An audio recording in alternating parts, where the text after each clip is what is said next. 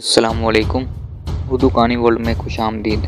آپ سب دوستوں سے گزارش ہے کہ میرے چینل اردو کہانی ورلڈ کو سبسکرائب کر لیں اور گھنٹی کے نشان کو پریس کر لیں تاکہ میری آنے والی تمام ویڈیوز آپ کو فوراً مل سکیں۔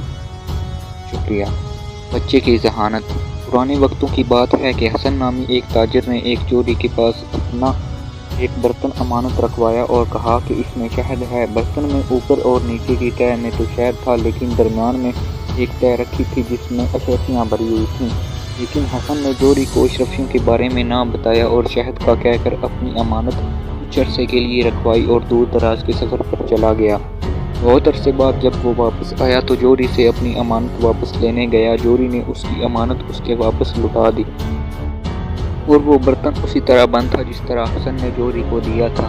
حسن نے جوڑی کا شکریہ ادا کیا اور اپنی امانت لے کر گھر آ گیا، لیکن گھر آ کر جب اس نے برتن کھولا تو اس میں سے صرف شہد نکلا اور درمیانی تہہ میں رکھی ہوئی اشرفیاں غائب تھیں۔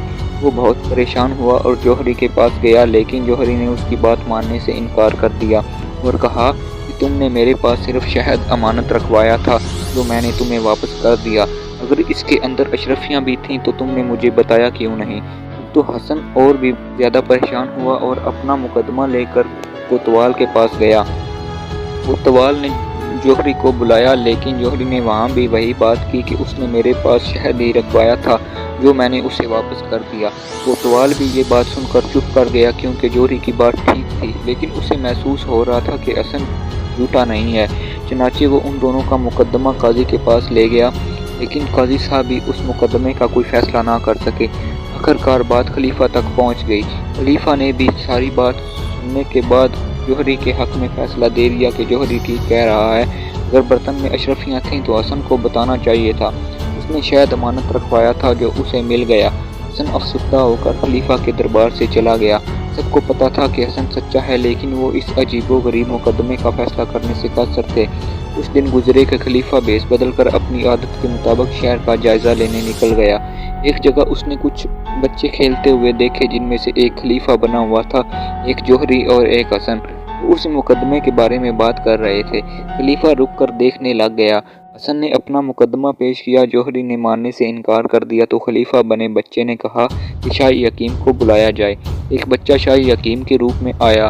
خلیفہ بنے بچے نے اس سے کہا کہ اس شہد کو چکھ کر بتاؤ کہ یہ کتنا پرانا ہے۔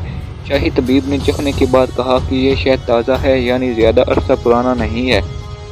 خلیفہ بنے بچے نے جوہری بنے بچے سے کہا کہ تم نے اس کا برتن کھولا تھا اور شہد نکالا تھا، اب یا تو تم اس کی اشرفیاں واپس کر دو یا پھر سزا کے لیے تیار ہو جاؤ۔